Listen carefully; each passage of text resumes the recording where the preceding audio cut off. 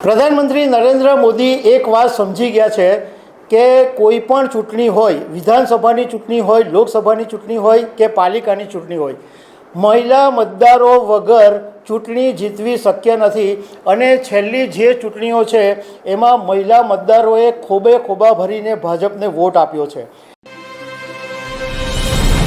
નમસ્કાર, આજે હું તમારી સાથે એક એ વાત કરીશ કે પ્રધાનમંત્રી નરેન્દ્ર મોદીએ આજે 8મી તારીખ અને વિશ્વ મહિલા દિવસના દિવસે 6 મહિલાઓને પોતાનું જે સોશિયલ મીડિયા હેન્ડલિંગ છે એની જવાબદારી સોંપી છે. તો આ 6 મહિલાઓ કોણ છે એના વિશે વાત કરીશ, પરંતુ એ પહેલાં હું દરેક મહિલાઓને આંતરરાષ્ટ્રીય મહિલા દિવસની શુભેચ્છા પાઠવું છું, કારણ કે આજે જે નારી શક્તિ છે એ બધા જ ક્ષેત્રોની અંદર છે અને નારીને હવે અવગણી શકાય એમ નથી.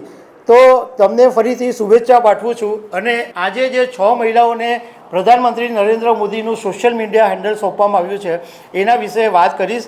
મારું નામ રાજેશ શાહ છે અને તમે જોઈ રહ્યા છો ગુજરાતના સૌથી મોટા ડિજિટલ ન્યૂઝ પ્લેટફોર્મ ખબરછે.com. પ્રધાનમંત્રી નરેન્દ્ર મોદી એક વાત સમજી ગયા છે કે કોઈ પણ ચૂંટણી હોય, વિધાનસભાની ચૂંટણી હોય, લોકસભાની ચૂંટણી હોય કે પાલિકાની ચૂંટણી હોય, મહિલા મતદારો વગર ચૂંટણી જીતવી શક્ય નથી.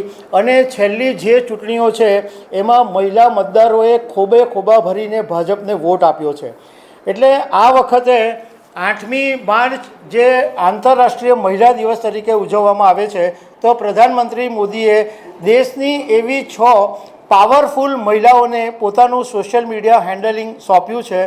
એમાં દરેક વસ્તુનું ધ્યાન રાખવામાં આવ્યું છે. દક્ષિણ, ઉત્તર, પૂર્વ, પશ્ચિમ અને મધ્ય ભારતમાંથી 6 મહિલાઓ પસંદ કરવામાં આવી છે. એમાં એક ચેસ પ્લેયર છે, ચેસ ગ્રાન્ડ માસ્ટર છે, એક મશરૂમ લેડી તરીકે ફેમસ છે બિહારના એ છે, એક મધ્યપ્રદેશના ઇસરોના સાયન્ટિસ્ટ છે. 2 સાયન્ટિસ્ટને આમાં પસંદ કરવામાં આવ્યા છે. એક રાજસ્થાનના ફ્રન્ટિયર માર્કેટિંગના ફાઉન્ડર છે અને એક દિલ્હીના સમાજ સેવિકા છે. તો આ જે 6 મહિલાઓને સોશિયલ મીડિયા હેન્ડલિંગ એક દિવસ માટે સોંપવામાં આવ્યું છે એમની હું તમને થોડીક વાત કરી લઉં. તો પહેલાં જે વૈશાલી રામબાબુ છે જે તમિલનાડુના છે અને ચેસના ગ્રાન્ડ માસ્ટર છે. વૈશાલી માત્ર 6 વર્ષની ઉંમરના હતા ત્યારથી ચેસ રમતા હતા અને 2023માં એમને ગ્રાન્ડ માસ્ટરનો ખિતાબ મળ્યો હતો. બીજા છે અનિતા દેવી. અનિતા દેવીને બિહારની અંદર મશરૂમ લેડી તરીકે ઓળખવામાં આવે છે.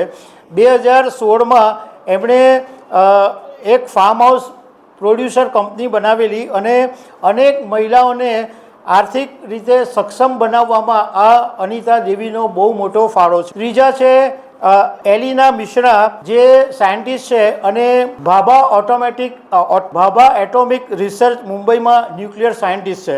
અંજના શાહ છે એ રાજસ્થાનના છે, ફ્રન્ટિયર માર્કેટિંગ નામની એક કંપની ચલાવે છે અને એમણે 35,000 મહિલાઓને રોજગારી પૂરી પાડી છે, આત્મનિર્ભર બનાવી છે. શિલ્પી સોની ઇસરોની અંદર સાયન્ટિસ્ટ છે. અને છઠ્ઠા છે ડૉક્ટર અંજલિ અગ્રવાલ કે જે દિલ્હીની અંદર દિવ્યાંગજનો માટે મોટું કામ કરે છે.